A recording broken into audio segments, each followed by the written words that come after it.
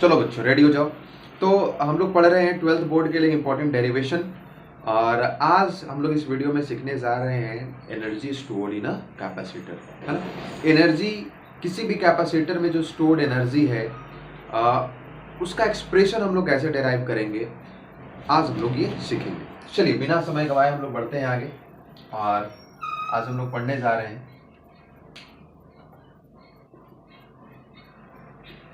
Energy stored in a capacitor. चलिए second chapter का ये लास्ट डेरिवेशन है बच्चों, इलेक्ट्रिक पोटेंशियल एंड कैपेसिटेंसेस। हम लोग लास्ट ये डेरिवेशन कर रहे हैं, इसके बाद हम लोग नेक्स्ट थर्ड चैप्टर पे हम लोग आएंगे। चलिए फिलहाल किसी भी कैपेसिटर में कितना एनर्जी स्टोर होगा, इसका एक्सप्रेशन हम लोग कैसे डेराइव करेंगे। इसके लिए बच्चों यहाँ पे आप देखेंगे कि दो प्लेट्स हैं, पैरेलल प्लेट कैपेसिटर की हम लोग बात कर रहे हैं। प्लस क्यू चार्ज है इस पे और इस पे माइनस क्यू चार्ज है, इसलिए ये पॉजिटिव प्लेट हुआ और ये निगेटिव प्लेट हुआ। दोनों के बीच का जो सेपरेशन है बच्चों ये कितना है, डी है ना। Energy stored in a capacitor, इसका एक्सप्रेशन डिराइव करने के लिए सबसे पहले हम लोग फोर्स को देखते हैं कि दोनों प्लेट्स के बीच में कितना फोर्स लग रहा है। ठीक है, इसका यूज होगा, इसलिए हम लोग पहले इसको कैलकुलेट करते हैं। आइए देखिए, ये पॉजिटिव प्लेट है और ये नेगेटिव प्लेट है। जरा हम लोग बात करते हैं, है ना, कि फोर्स ऑन, हम लोग बात करते हैं फोर्स ऑन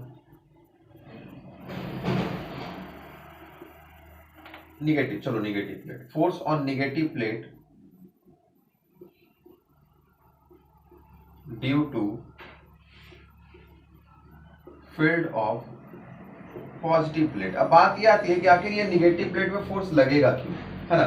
तो इस निगेटिव प्लेट में फोर्स क्यों लगेगा, पॉजिटिव प्लेट के कारण, क्योंकि इस पर पॉजिटिव चार्ज है, ये निगेटिव चार्ज है। इसके फील्ड के कारण, है ना, चार्जेस का इंटरेक्शन क्यों होता है, फील्ड के कारण, इलेक्ट्रिक फील्ड के कारण। तो अगर हमको पता करना है कि इस निगेटिव प्लेट पे कितना फोर्स लगेगा, तो उसके लिए हमको क्या पता करना पड़ेगा बच्चों कि इस निगेटिव प्लेट पे इस पॉजिटिव प्लेट के कारण यहाँ पर कितना इलेक्ट्रिक फील्ड है। ये तो बड़ा सिंपल है, पॉजिटिव प्लेट है तो इलेक्ट्रिक फील्ड का डायरेक्शन क्या होगा, अवे होगा।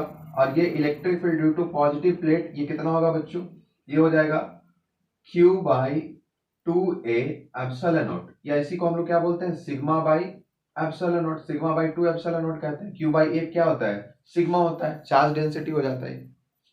ठीक है, ठीक, ओके। तो फोर्स जो होगा बच्चों, F इक्वल्स टू क्या हो जाएगा, चार्ज ऑन नेगेटिव प्लेट और into electric field due to positive plate. बोलो हाँ कि ना। F इक्वल्स टू क्या होता है, Q इंटू E होता है।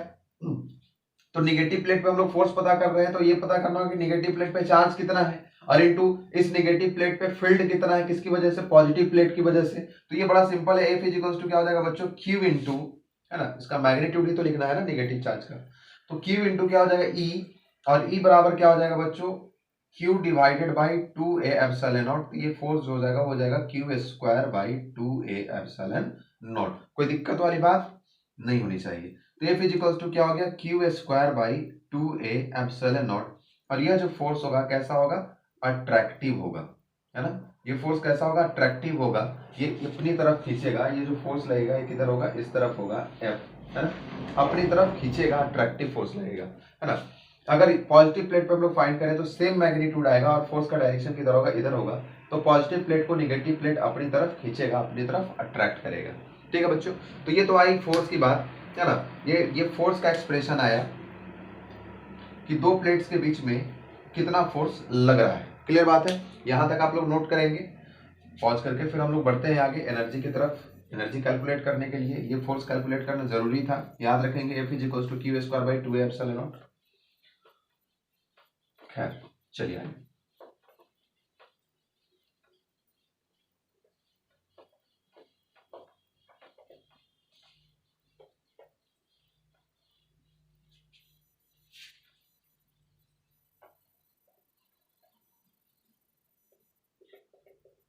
देखिए इसके बगल में थोड़ा सा इसके पहले वाला कहानी हम लोग करते हैं। जैसे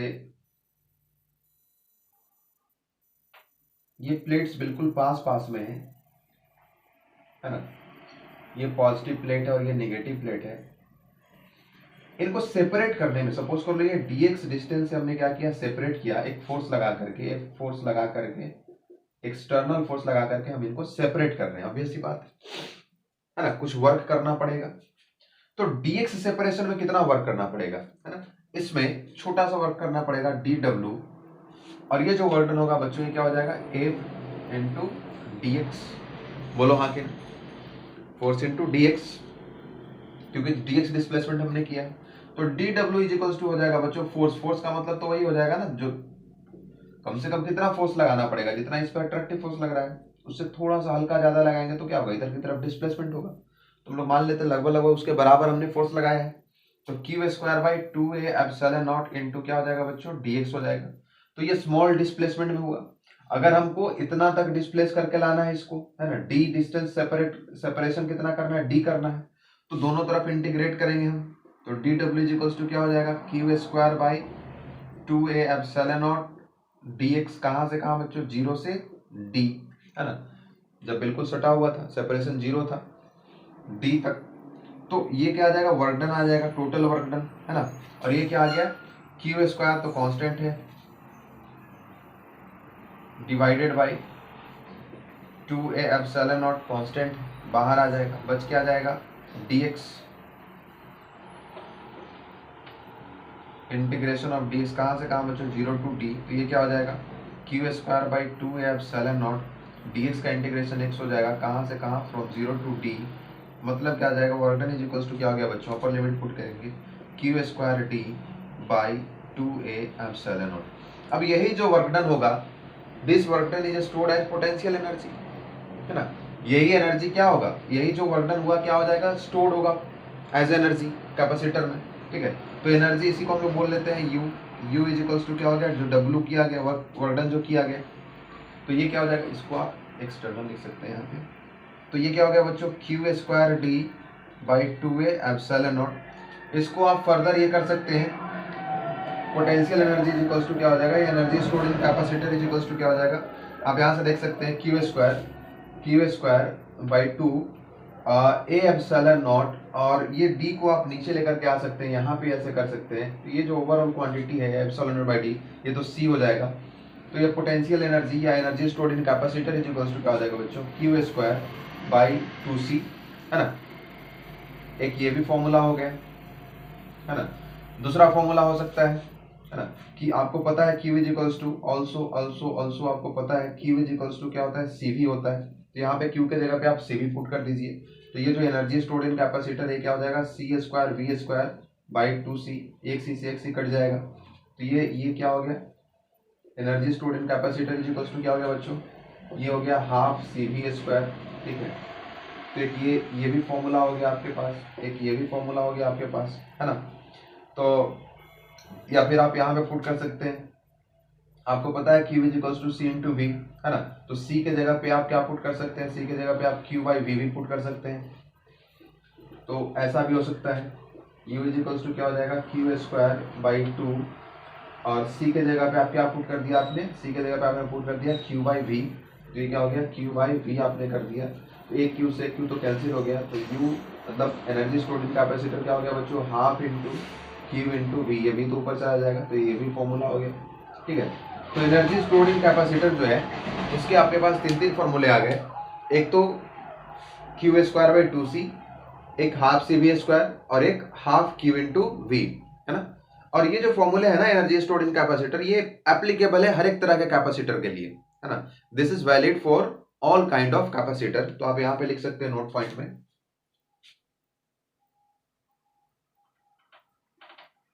या यहीं पे मैं लिखवा दे रहा हूं, valid for all kind of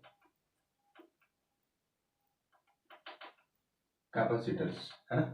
her एक तरह के कैपेसिटर्स के लिए क्या है, ये एप्लीकेबल है। 12th बोर्ड के लिए बहुत ही इंपॉर्टेंट डेरिवेशन है ये बच्चों, चाहे वो बिहार बोर्ड हो या फिर CBSE हो। तो इसको बढ़िया से पढ़ें, आप समझें, रिवाइज करें, याद करें। और सेकेंड चैप्टर का जो इंपॉर्टेंट डेरिवेशन था वो हमने करा दिया है आप लोगों को।